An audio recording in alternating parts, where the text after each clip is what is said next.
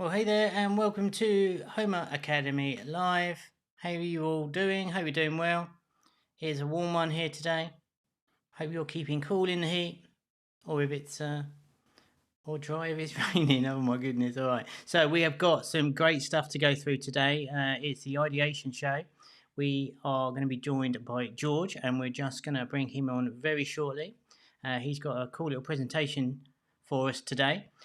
What is up, everybody in that chat? Good to see you all here. What is up, Marina? What is up, Rock? What is up, Frantic? What is up, Johnny? What is up, Colette? What is up, Jilly? What is up, Chris? What is up, everybody?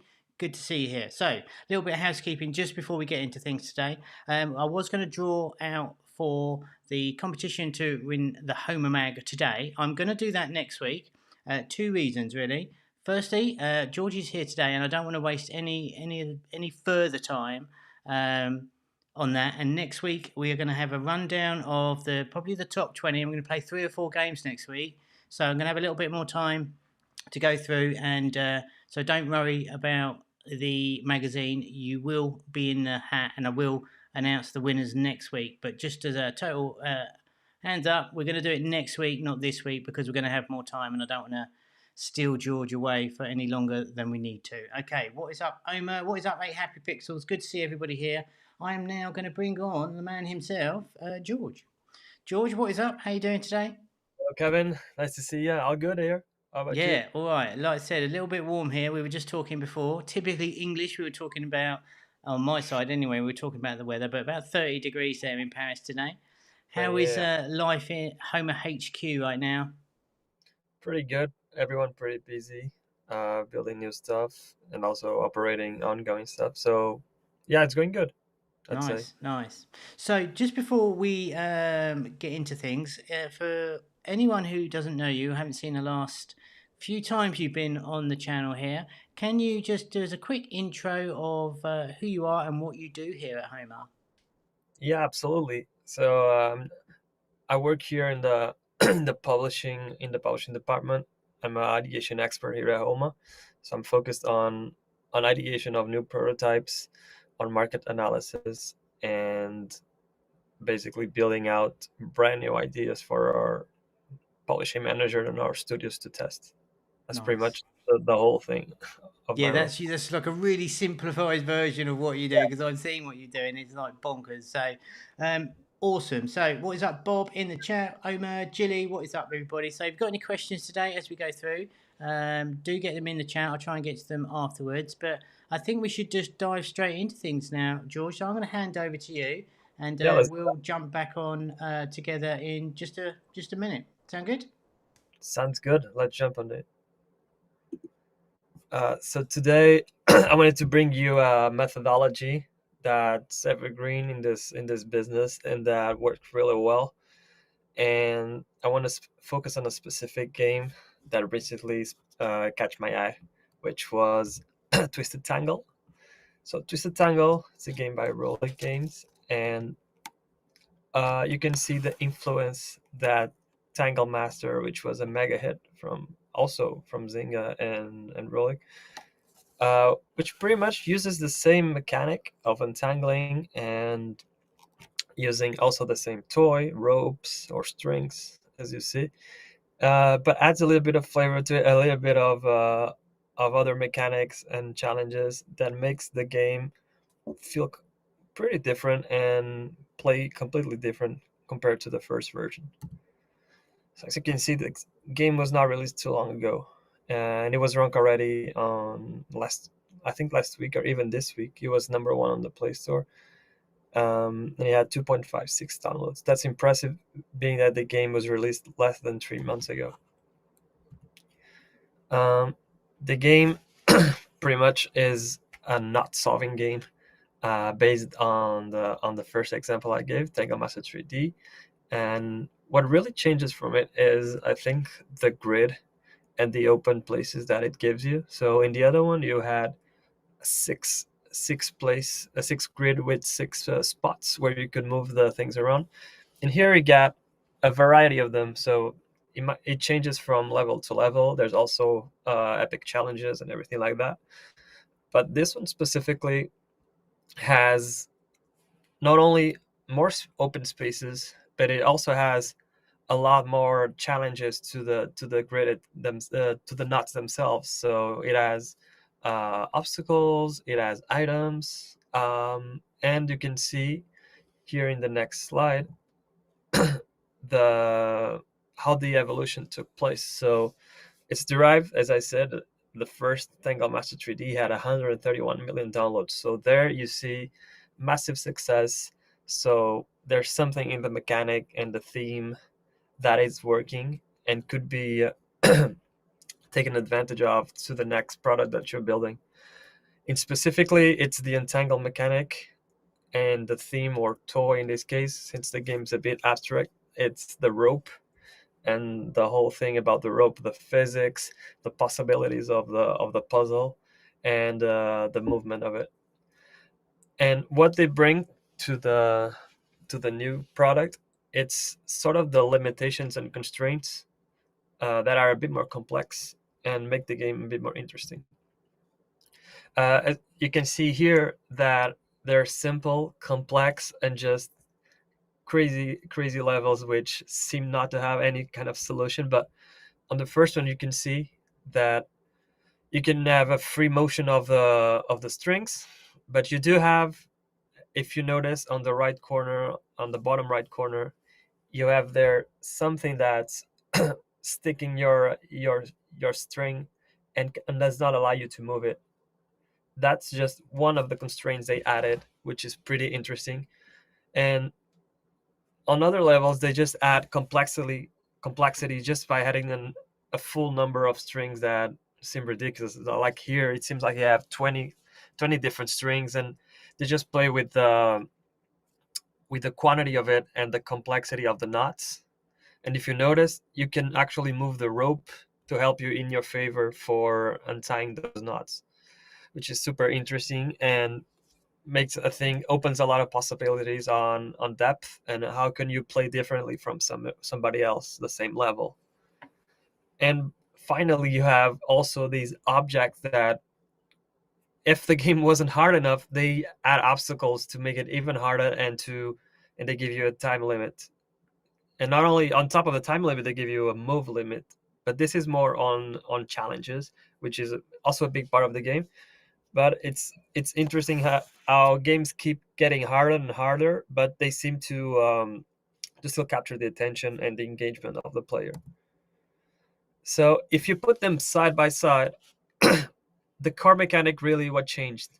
Uh, First of all, the input. So for initially, you had a tap to lift, and then a second tap to put it where you want it.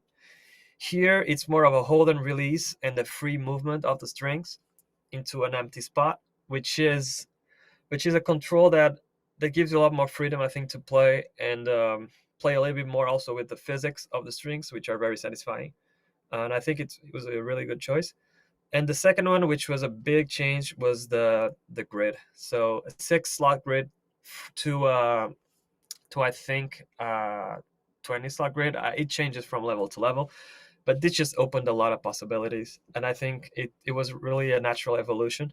So there was so much you could play with it. So I think this one was a great move on the core mechanic. On the core objectives, you did have you still have the same untangle of all of the strings until they are free. Uh, the only thing that really changes is the amount of them per level. So you had 6 on the other one. This has endless depending on the level. And also there's also other constraints that I'm gonna talk next that really also add a little bit more to the level. So for example, first one, there was no restraints at launch when the game launched. Now with live ops, they added kind of the same things you have now. So limited moves, um, things that block your string. But at launch, it was released with no restraints at all. So it was a pure hyper casual product. In this one, it's a bit more complex. It has limited moves, as I said initially. The obstacles they're gonna appear from level to level as you progress. So, for example, level 10, the the blockers appear, and then you have in further levels you have items. For example, you have a key and a lock in certain parts of the string. and then you can unlock those by breaking one of the strings, and so on, so on. Not to mention also the from the previous slides that I showed, the challenge mode, which just adds a bunch of new obstacles that really challenge the way you move with the strings. And I think the game constraints are really the game changer here. This and the grid and the input just form a new way of playing really with the same concepts, which is untangling and using the same also colorful ropes as a toy. So conclusion: twist and pivot is such a great way to bring new products to life. Uh, in the game arena, as you can see, the grid movement was a big game changer.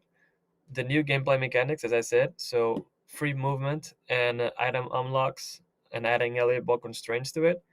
And then with the in the game design, the hard and epic modes, which you didn't have before, also give this extra spice of challenge and to bring a little more depth and engagement to the game.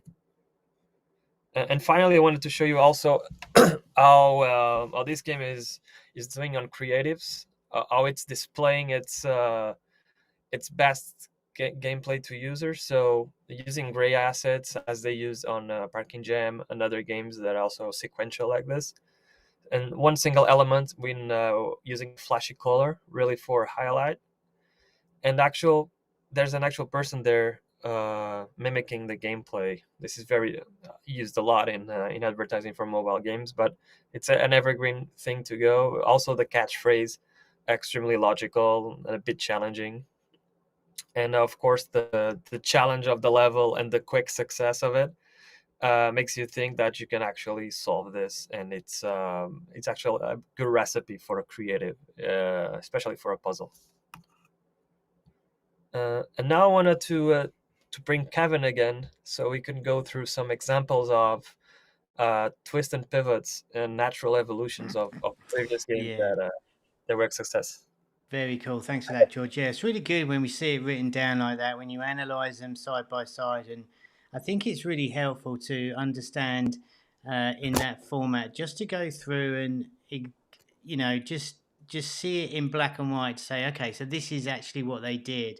And start thinking about some of the old games that perhaps you can look at and think of it more of as an analytical type of process where you can really break it down into its core elements and say, right, this does this, this, and this. I wonder what could we do on this particular part of it, or the mechanic, or the gameplay arena, or anything else that you can say, okay, maybe we do this or we do that, and that could really does.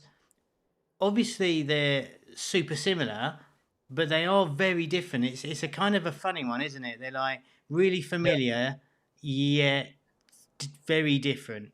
Um, John's asking about how to find these old hits, any sites or references. Well, funny you should say that. We've got a few lined up for you right now.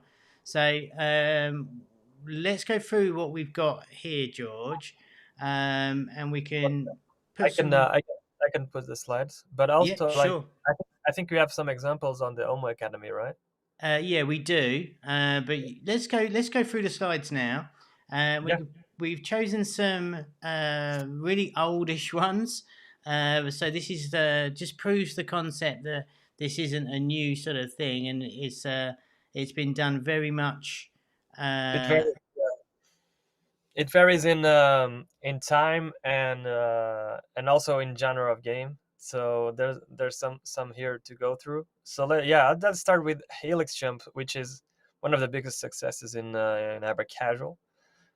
So as you can see here, uh, we had Stackball launch not a long time after that really took advantage of the whole toy. So platforms plus the ball. But what did change here was it was really just the movement of the actual platforms that change into the actual ball interacting. So if we were ideating at the time, we would focus on keeping the same toy which worked, and the environment, and just the way how things interact with the environment in a different way could really change the game. I think Stackball was also a huge success just by uh, yeah. That's Yeah, probably that's sorry to talk over you there, George. I think there's going to be a lot of this as we're toing and throwing over these slides, but yeah, I mean that's still in the top 100 game for like forever. That stack ball, obviously by Azure, who are a super big company as well. But yeah, it's really interesting to see. It's not whilst a lot of these there are on the face of it, there's slight difference, but these slight tweaks and almost tiny little pivots, they have a big impact on how the game feels and how it plays. Um, yeah. And just changing the way you interact from a simple drop from an actual active destruction of the blocks just make the whole thing much more dynamic, and it's just a fresh experience and within the same look. That's really like not a small pivot at all. I mean, the game feels and plays completely different, but it's a tiny change, as you said, that makes the whole impact. yeah, I guess it's more to do with like when you see them side by side, they look very similar. But Yeah, you're right. The actual the way the game plays and feels is remarkably different. Um, and whereas I would say Helix was a little bit more chill, a bit more puzzly, this one's a yeah, little bit more arcadey and a little bit more exciting and frantic, right? yeah, absolutely. Yeah, yeah. I will agree with that. Absolutely, 100%. Cool. So I'm I think just go on, please carry on. I would say that we really pretty much describe how this evolved, and I wanted to go to the next example. Sure. I'm gonna just before we do that, I'm just gonna answer Frantic here in the chat. You've Yeah, seen the ideas section in Homelab. Just wondering if it's updated and how often. If a dev submits a matching idea, will it actually say one in development? Frantic, I don't think it's going to say one in development, and I would very much like to get back to you on that one on over on the Discord if that's all right, because I know we're making a lot of changes in the ideas section within Homelab right now, and I don't want to give you any bogus information. So if it's all right, I will park that one and get back to you. I promise I'll reply and tag you over on the Discord, but I'm pretty sure it's not going to say one in development. Typically, what happens is that a studio will claim that idea as well, but I don't want to say anything that's not accurate for now. So leave that one with me. And you also asked, do you think, and George, maybe you can do this one, do you yeah. think gamers are demanding more complex games, or is there still a market for easy, not so taxing games? I, I think there's space for both of them. I think more and more those easy and not so complex games are naturally evolving in its level design. So you naturally have to add something that brings something new to the table, and usually that's by adding a little bit more complexity, either being um, on the way you interact with the level. Let's say that in a runner, you had the gates that change your stats, and then now we have this new kind of runner where you actually shooting the gates, and then you use those resources that you shoot with to go into another level, like the weapon craft run, which is on the top charge now. Yeah. So that's a natural evolution that keeps the game super simple. So you just have to shoot and basically decide where to go, but it's still it brings something new and adds a bit more complexity visually and on the level design itself. Yeah, I think a lot of it. I think you're absolutely right, and I couldn't agree more. I think a lot of it towards this is like it's more to do with feeling fresh. I think Yeah, there's a lot of times in the app store where there's like you get these lulls for like 3 or 4 months, and you see the same types of games, and there's no great innovation in any particular genre. And I think that has way more impact than like pigeonholing. Is it more complex or less complex? I think one thing's for certain is that the quality is in no doubt has been raised now. The bar has been raised in terms of production value. So the quality people are demanding higher quality. But what George just said about that new runner from Rollick, I think it's top 10 in Google Play right now. The one with the bullets, and they've added a conveyor belt on the side of a runner. Now that is a truly unique innovation in a runner, and we're seeing quite a lot of those coming out right now. And that one with the bullets is doing really well. So I think it's more to do with being fresh and a little bit unique rather than necessarily complex for me.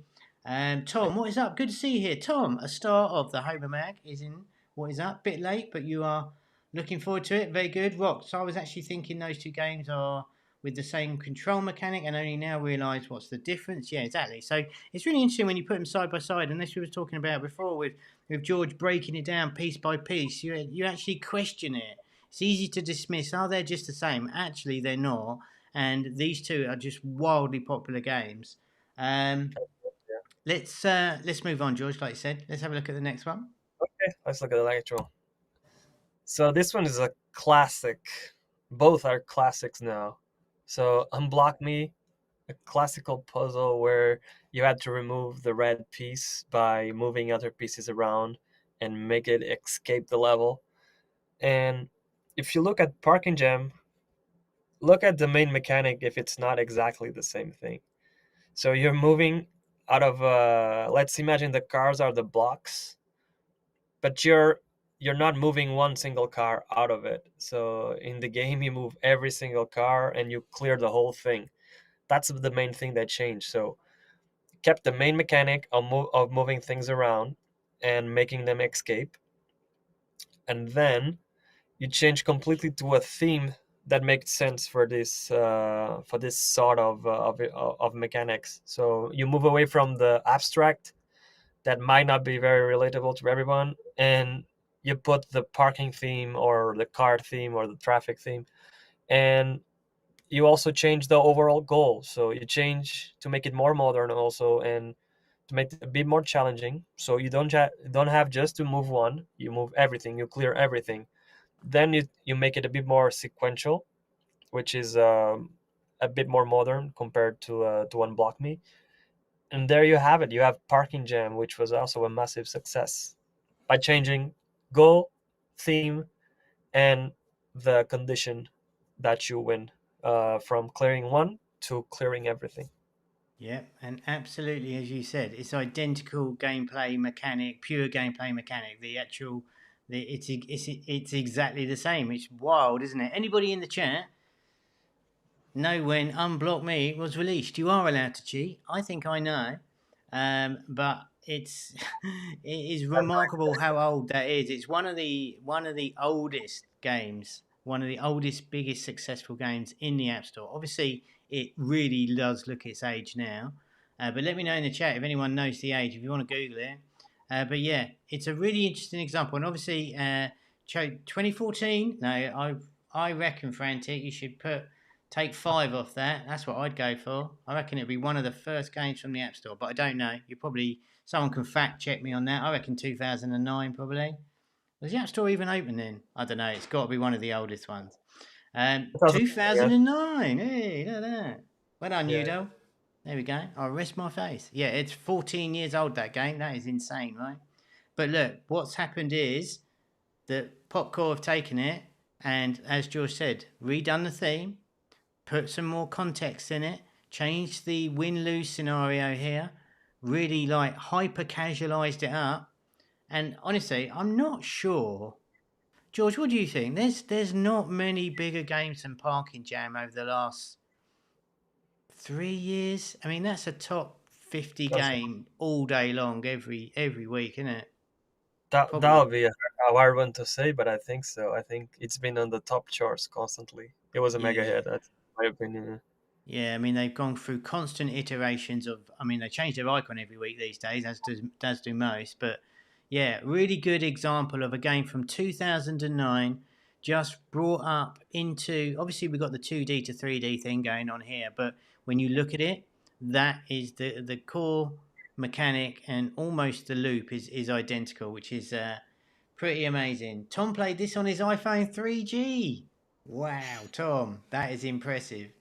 Nice. All right. So there we go. That was Unblock Me and Parking Jam. Should we have a look at another one, George? Yeah, let's do it. Let's look at the probably the one that kickstarted the genre, Yeah. the hyper casual.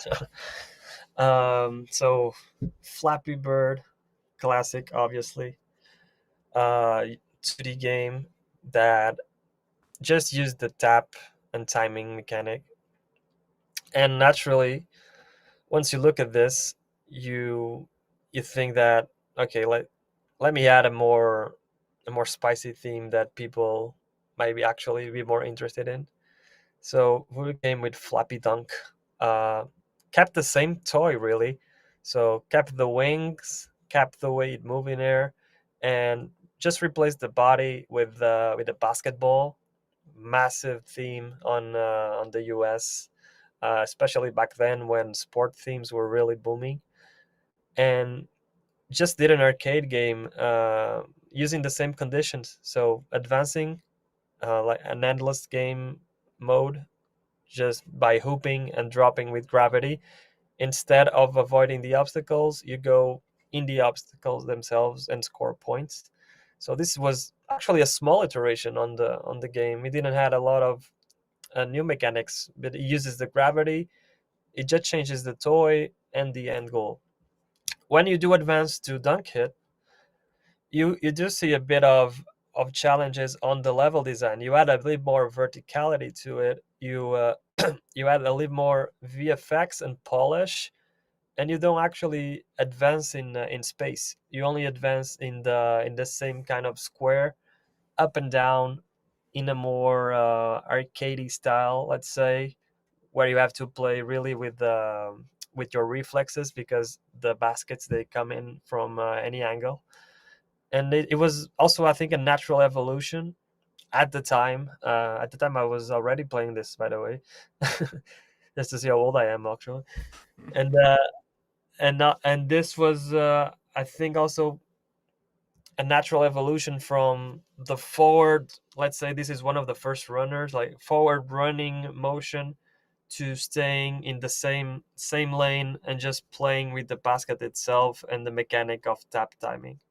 It's great innovation. Dunk hit from Flappy Bird. You wouldn't say it's the same game if you never played Flappy Bird, but Flappy Dunk you could say that it came from Flappy Bird because it resembles with the wings and with the motion. It does bring you back, but Dunk hit it's quite a different feel in Yeah, my I opinion. mean, they didn't. Obviously, they both got Flappy in the title, so there's been like no shame that it was a purely inspired by Flappy Bird. I mean, they didn't really even bother trying with the graphics, did they? No, It's all about the gameplay mechanic, and there's no disrespect to the team who built this. Obviously, it's a wild success and really, really doesn't need anything flashy. But obviously, the particle effects are really nice and stuff. But yeah, it's kind of like they just took that same tap timing mechanic and just changed it to the not the win scenario as such, but like you said, instead of going through like vertically, you go sort of horizontally downwards, don't you? That didn't make sense at all. I know what I mean. So yeah, you basically go through the hoops rather than pass through the pipes. And of course, with Dunk Hit, which has got one of the nicest GUIs I think of a mobile game I've seen. It's really lovely that GUI in that game. But yeah, they just like you said, they've gone the vertical route and they've tied it in with basketball. It's really kind of interesting when you see them how close they are together, but all feel very different games, yeah, they do. which is kind of amazing. Just want to touch on the chat real quick. Sahir says, "Talk about merge games graphics." Sahir, that's not on the topic for today, but feel free to jump over to the Discord and ask your question in there. I can get to that and answer any question you want over on the Discord. There is a link in the description. Frantic says Aquapark is a great example of taking Colour Road and transforming it into a totally different game. Well, maybe Colour Road, obviously, I, I would say it's go more on, twisty road, no? Twisty Road, yeah, I think Yeah, so. you take shortcuts and then you land and then you continue. Yeah, that's well. That was funny because I was going to say, where did Shortcut Run came up? Shortcut Run came after Aquapark, didn't they? Yeah, yeah, it did Yeah, after. yeah. Yeah, Because that again, that's a slide that we could have put on today because that really leaned into the fact that you cheat through the game. That's what one of the great things about Aquapark is that you went off and half the fun was like trying to cheat the Yeah, tracks, wasn't it? Um, high risk reward kind of yeah, that's scenario. right. So yeah, this is a really good example from the one of the most famous games out there, Flappy Bird. But you can see two other really successful games, not straying too far from the main. Obviously, the control system's the same, but yeah, nice to see those ones together there. All right. All right, let's move on to the next one. So we jump a little bit in time and we go to Match 3D, just another massive success. I believe it was 70 million downloads, if I'm not mistaken, probably more. So originally, this game was a match two game. So you only need to tap and drag, or just even drag if you could see the item, and bring it to the bottom of the screen to the hole and clear the whole thing in the time that allowed you to do it. So you need to be fast, you need to be accurate, and you need to drag things down. Moving to triple match, I think the developer just looked at the controls and it saw that it was a bit harsh on the more casual players. Just to find it and bring it down, it was just such an hassle that triple match just decided, okay, let's use the same exact items, so they don't really change, the quality is the same, the assets look exactly the same, Hmm. and let's add a tile match mechanic to it. So they added the bar at the bottom and they replaced the drag to a tap and match mechanic. So once you tap, the item goes to the bar. Once you tap again, it goes to the bar again. So that's the premise. And when you have three of them on the bar, it clears. And you have to do this until you clear the whole thing. So this makes the as you see on the creative there, so you tap and you clear so fast in comparison to dragging that it just creates a more dynamic experience. And the tile match is also very strong mechanic for engagement, and allows you to see progress because you see what you captured inside, while in match 3D they just disappear and you don't really know how many you have left. And on top of that, triple match you can't see on this creative, but it requests it requests numbers of items that you need to clear, while the in match 3D you have to clear the whole thing. There's no mission. In triple match you have a mission, which is clear 13 boxes, clear 13 footballs. So this kind of objective is good to guide you and to make you feel you accomplished a mission, which is super interesting. Moving forward in time even more, Block Jam, one of the latest iterations on this genre, it takes this whole pivot that Triple Match 3D did and adds it a more abstract theme to it. But it adds color matching, which is an incredible mechanic that in puzzles it just works most of the time. And also you can see exactly in this creative, but it introduced one of the things that was different from triple match was that you had hidden objects behind other objects, so you need to clear them in order to put them in the tab below. So it adds the sequential puzzle from part jam. So you need to remove things in order to make them visible or in order to make them selectable, and you introduce that into the triple match 3D gameplay, and you have blockchain 3D. So another very clever way to just introduce a small mechanic and pivot the whole game. Yeah, I think for this one, for me, you can. It's really visually, it's such a leap Yeah, from the match, the two matches before. I mean, I think that was from Matching Them Games. Actually, it was Lion brought them out, didn't they? That wasn't Underline. It was a massive game from. I'm sure it was Matching Them Games or something. But regardless, there was quite a few clones out there, but no one really sort of made a big enough difference until Miniclip got hold of it. But yeah, it's a really interesting, simple mechanic. I think it was a really good example of shows you just like I hate the word of like thinking outside the box and that, but it kind of, we all know what that means. And I think it's like trying to break it down again to see, okay, how else could you make this sort of game system work in a new and interesting way? And you're right, the color aspects, certainly within puzzles on mobile, is just it just works so well, and I'm not surprised this one did so well. Udall asks just slightly before. No, 8 Happy Pixel asks, sorry. Dunk Hit is more like Avoid the Spikes by Ketchup. Yes, there was a few of them like that. I mean, Ketchup had their own, like, I think they had Dunk, not Dunk Hit, I want to say. That's not right at all, because that's, but they had another one where they had a pullback mechanic that was very similar as well. But yeah, there's loads of these games inspired. But yeah, that's a good shout, 8 Happy. And George, were you at Voodoo back when we were talking about the other games? Not when we So, released, not when it was released, but I joined when Helix Jump was about to be released. So a wow, bit, some years forward. Yeah, there we go. So George was, he was on the Voodoo side when Helix was out. That must have been a super exciting time, George. that was great. Yeah, really kicked off But everything. now you've come to the proper place, so we're happy that you're with us. All right, so um, any questions, get them in that chat. We'll keep going until we run out of slides and your questions. Anything not related to today, obviously, go and head up over on the Discord. Let's jump to the next one. Yeah. Next one is an interesting one. So far we've seen evolutions, natural evolutions of games and small pivots to it.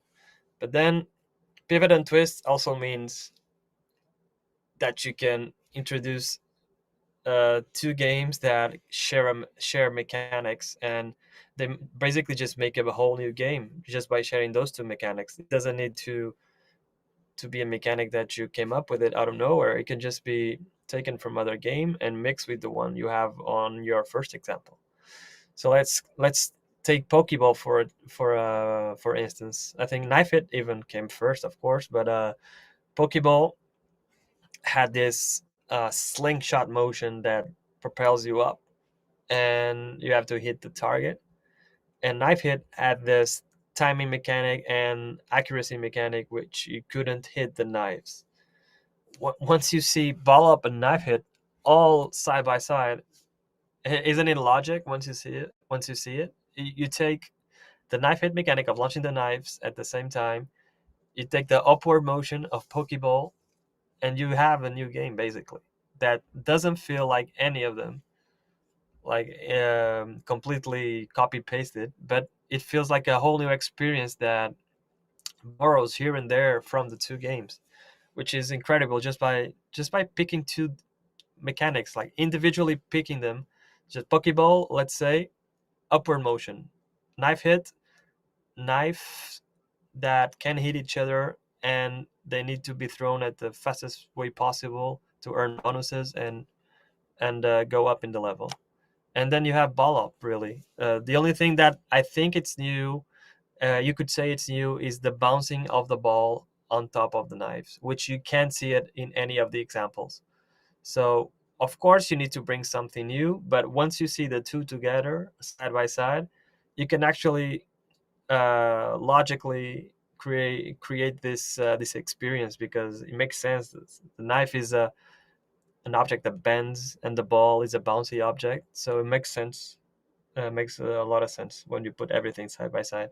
Yeah, it's pretty interesting, isn't it? So we've got Pokeball, obviously taken from the Mario sort of mini game inside Mario. There is I did a section about Pokeball inside the Academy in our ideas section. So that was really good. So that mechanic there came from a Mario game, Mario Party or Mario World, I think.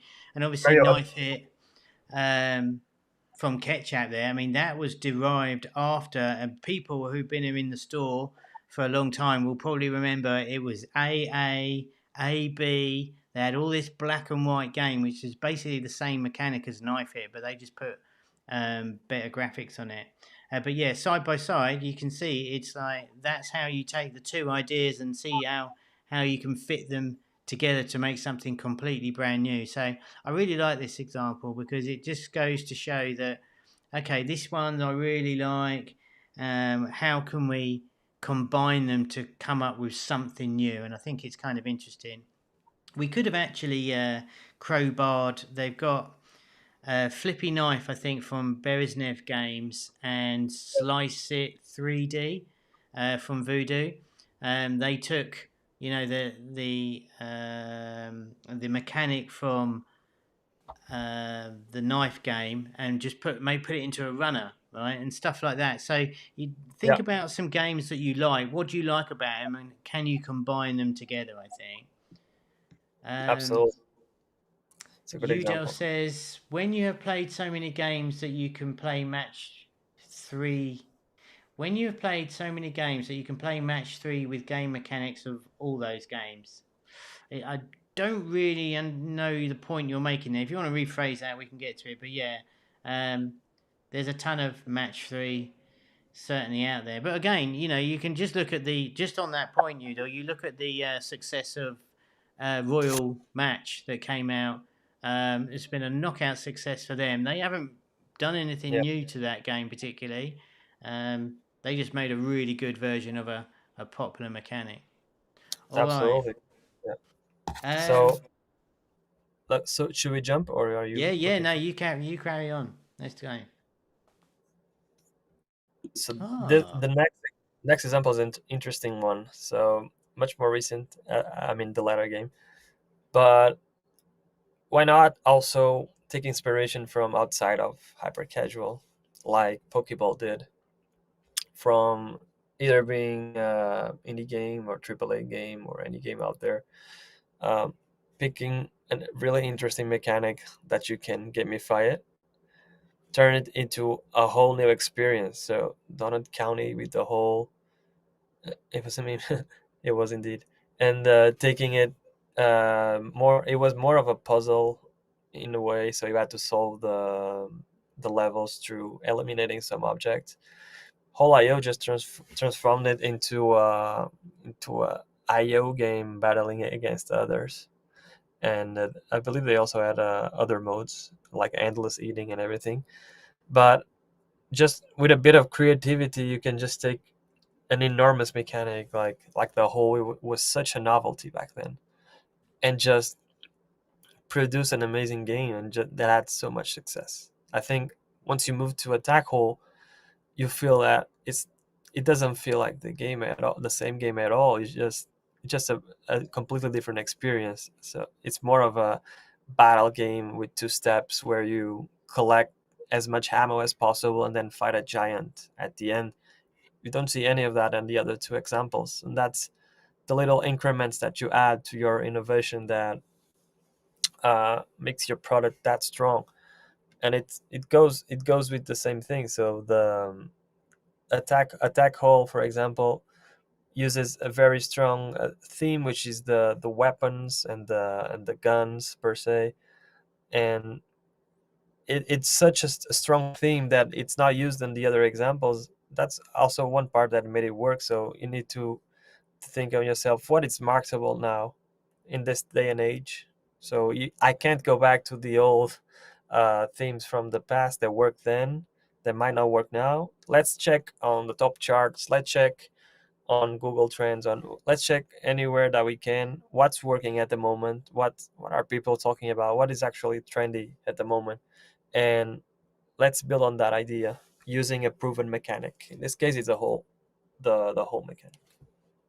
yeah, I think I really want to pick up on thanks for that. I tell you, I'm such a potato when I read these comments out. I can't read them properly, and I don't ever get any of the humour. So apologies, but thanks for confirming that meme there. Yeah, I think what I want to pull you up on, George, a couple of things there. I think really one of the big takeaways from all of this, you said experience there, and I think that's really important.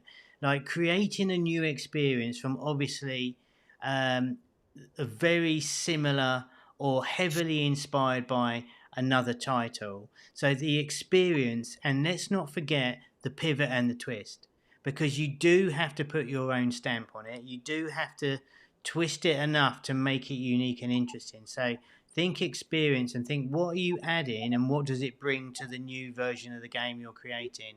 And I think experience is a really nice way of putting it, um, because they all feel very, very different, um, from what we're looking at here. And yet, you break them down into the sum of all their parts.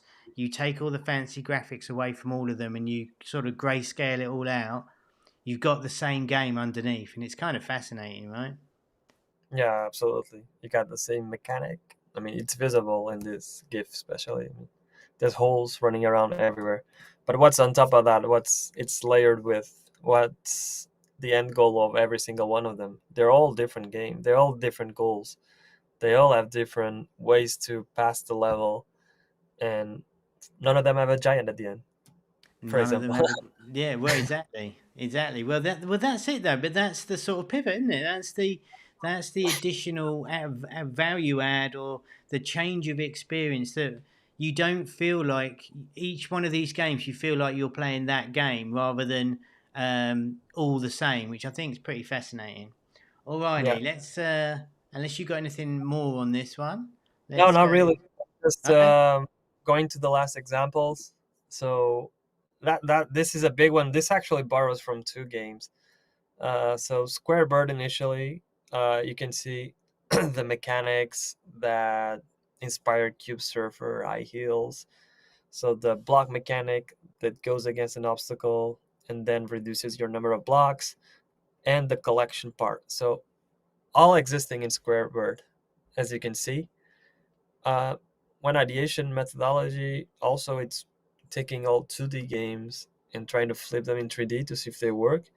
That's one valid one. Doesn't work every single time, but there are times where it does make sense. So Squarebird is an example.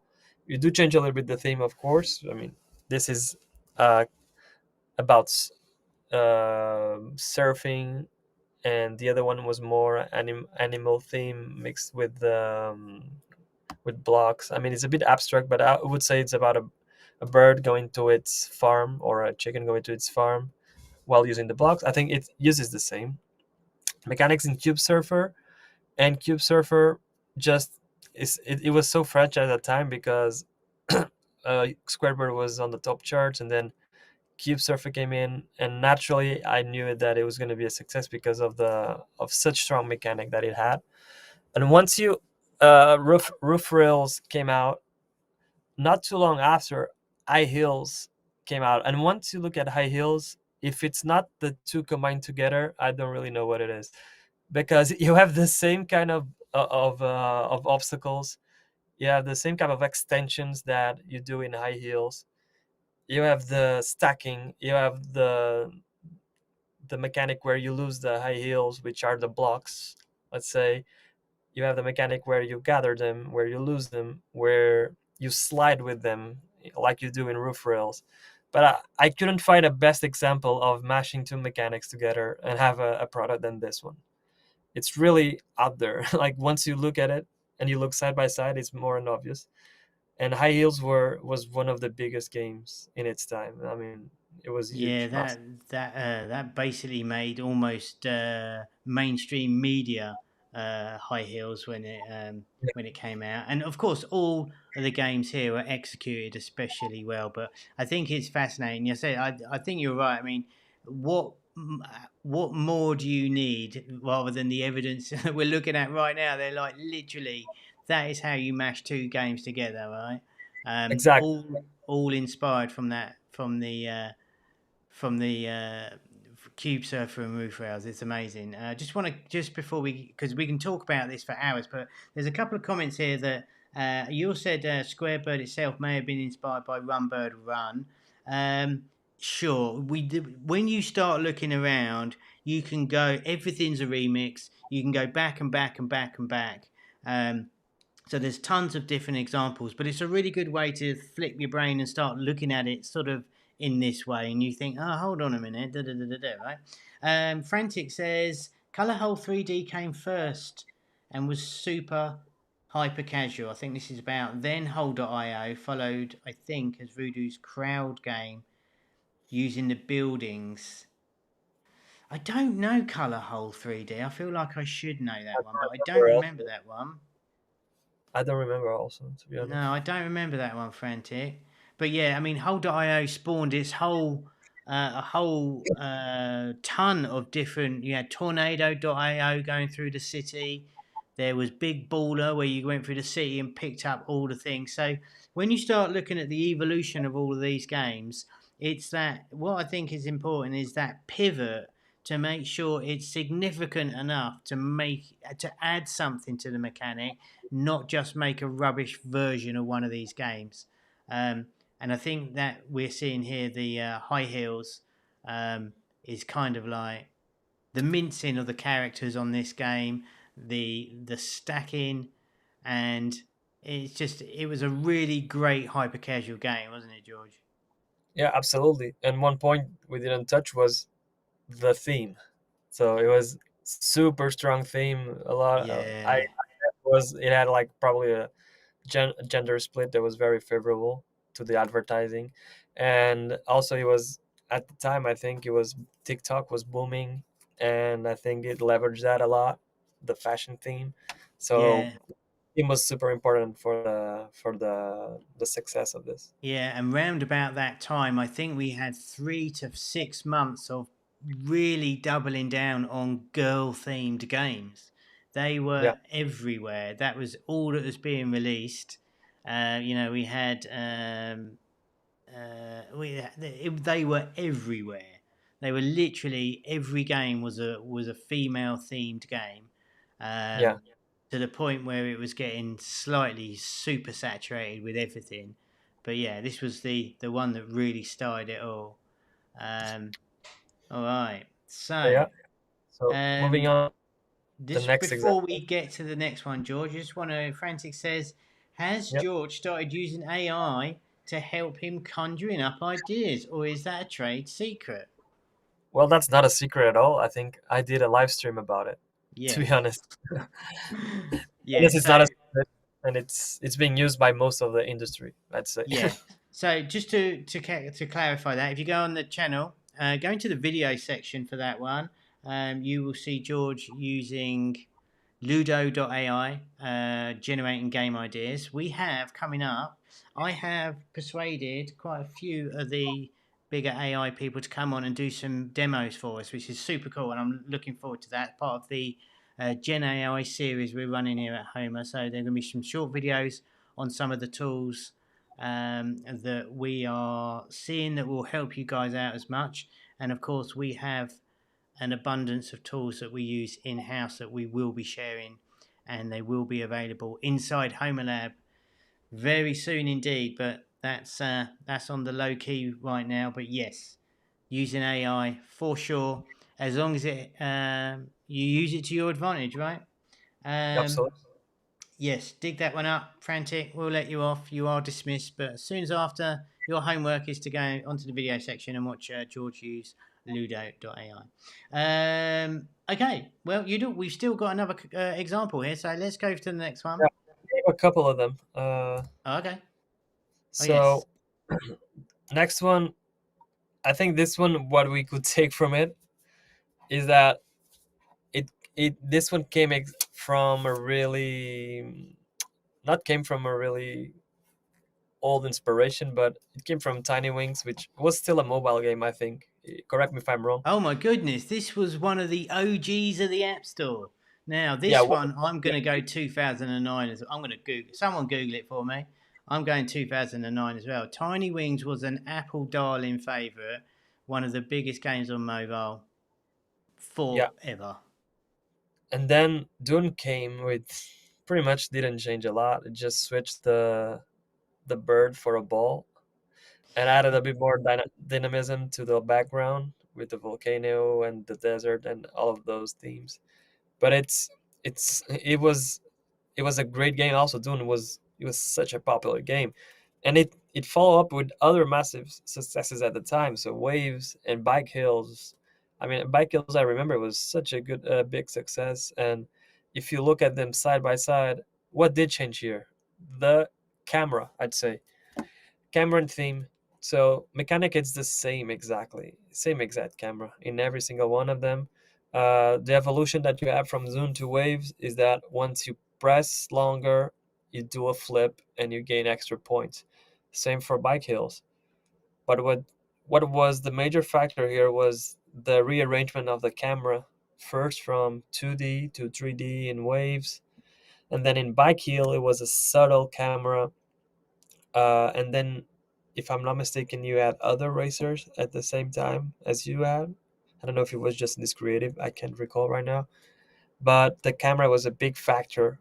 And of course, the with time, improvement of graphics also come, but the camera here, it's really makes it that you can see the whole thing, and you're on top of your biker. Not exactly in the same way as waves. It's a subtle difference, but I think it made a good impression. If I'm not, and then just to finalize, the theme, again, going from completely abstract things to something that's more relatable, like biking on hills, where you can have some jumps in real life, but actually it's a bit more exaggerated here, and it makes everything a bit more relatable. I think waves also, boating in a way in the river, is relatable, but not as much, I think, as bike hills. Yeah, I think for sure that Waves was very much teetering on the abstract as well. Yeah, so thanks everyone in the chat. 18th of February 2011. Appreciate everyone googling that. Yeah, so Tiny Wings was the very first one. It was a huge, huge game. You were racing against the sun basically. You were trying to. That was the mechanic. So it was a day-night shift change, um, and did super, super well. And June came along and they added, you can just see it in that creative, they added this line across where you could sort of get a frenzy mode if you stayed above that line so much, but they Yeah, play identical apart from that. And obviously June wazzed up the graphics a little bit more and added a ton of other stuff. But again, it's a 2D to 3D one. Um, but it's literally the same touch and hold mechanic. So you touch when you're going down the slopes of the hill to speed up, and you let go once you get to the top. It's one of those mechanics. I'm not sure if I like it or not. And if you mess up, the game stops, which I find a little annoying because I'm pretty rubbish at these games. Um, but when you get it right, it is pretty satisfying. Um, there's a couple of people saying that there was other games that use very similar mechanics. Balls Go High was also the same mechanics as Uger. There's yeah. also another one by, I'm pretty sure it was Lion with a car. Um, I can't Mm, remember what that was called, but yeah, if you look around hard enough, you will start seeing examples of them all everywhere.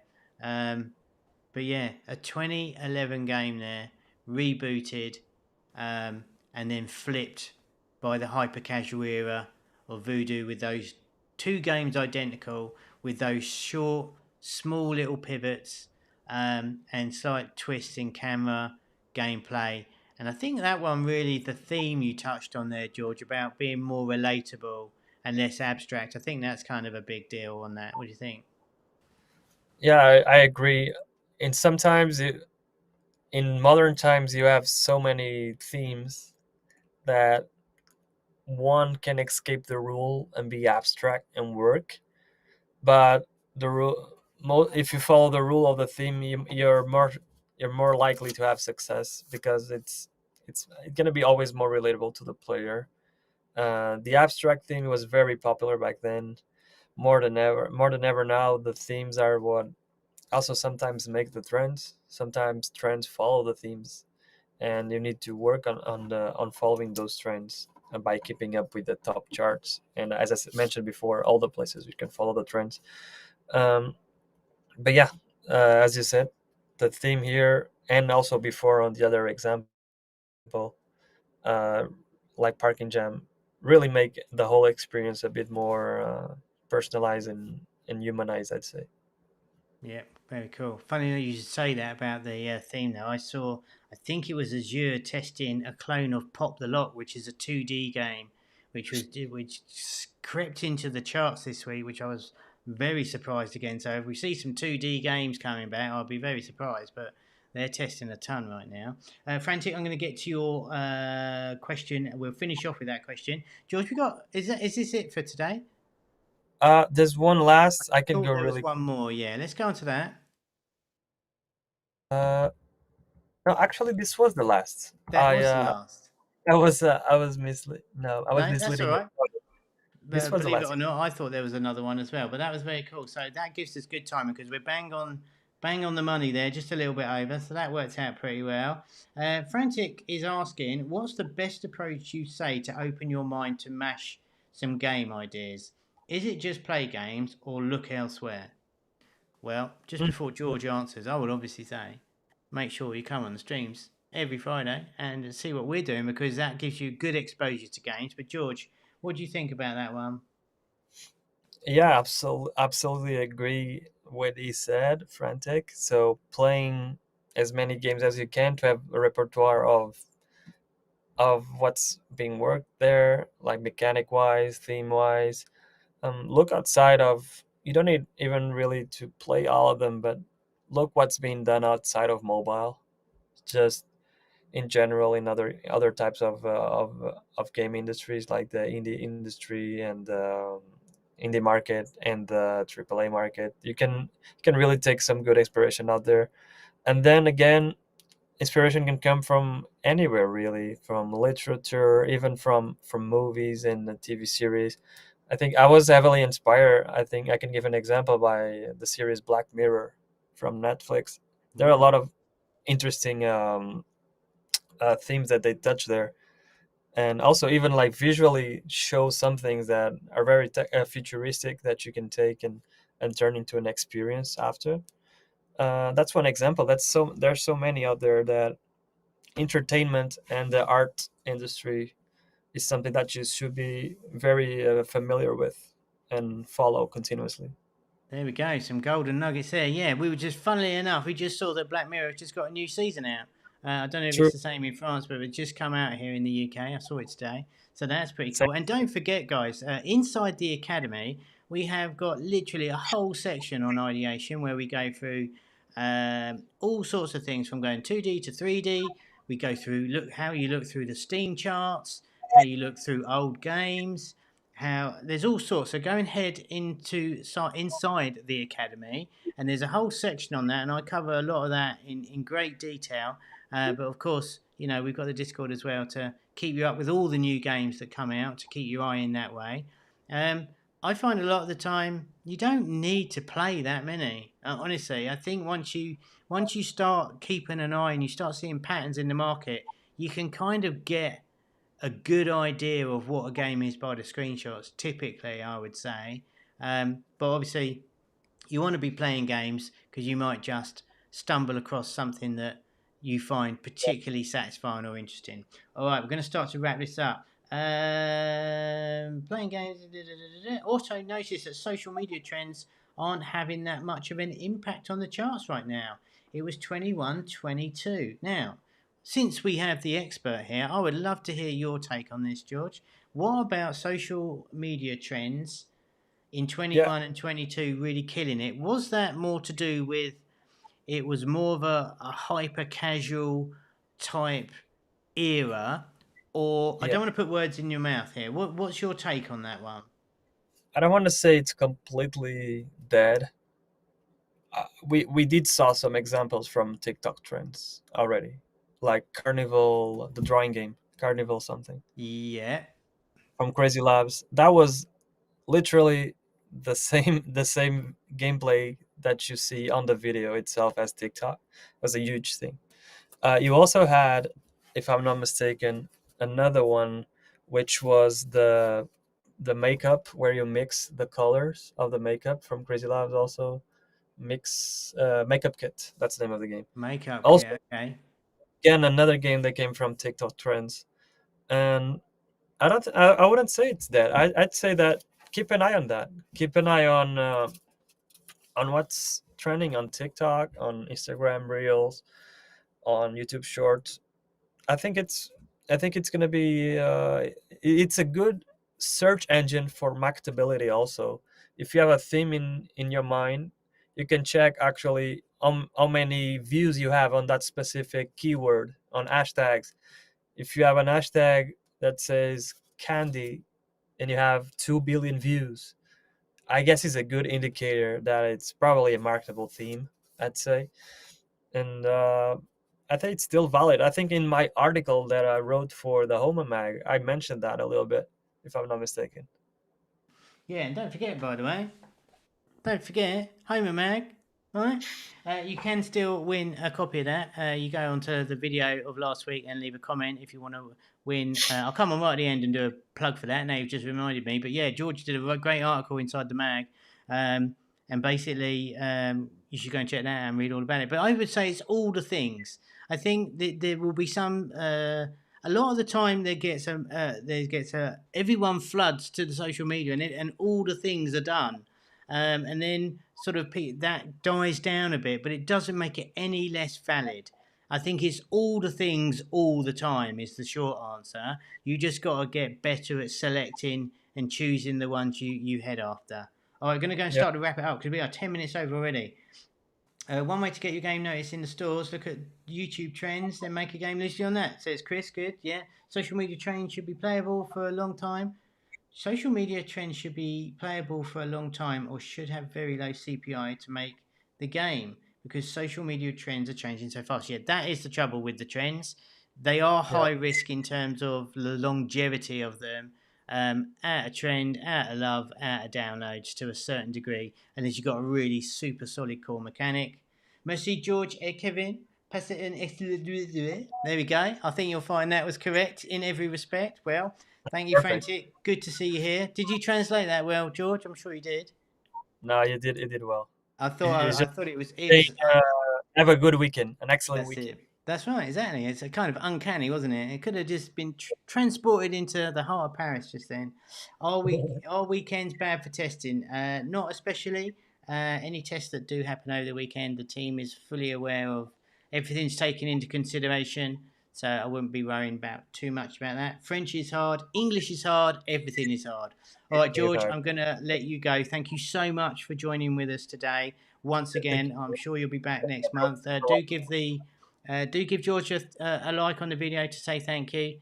But with that, George, I will not. Well, I was going to say goodbye together. Well, I'm going to say goodbye to you because I'm going to just plug the Homer Mag real quick and let people know how amazing you. See it is. you, everyone. But See you again. Thanks so much. Have a all nice right, weekend, everybody. yeah, you Bye too. bye. Thanks, George. See you later.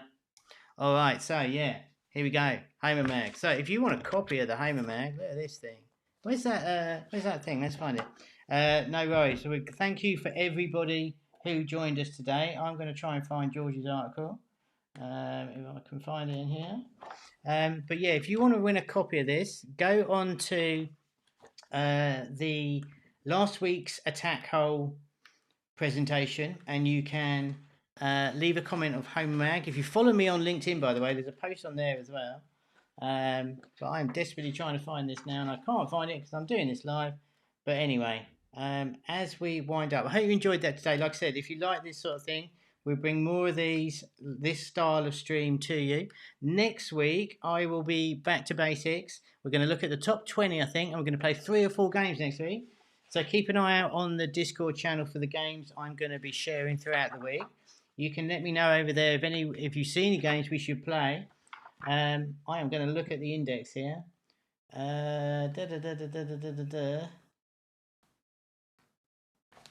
Page 30, obviously. Here we go. So this is. Oh, I was already on it. Here we go.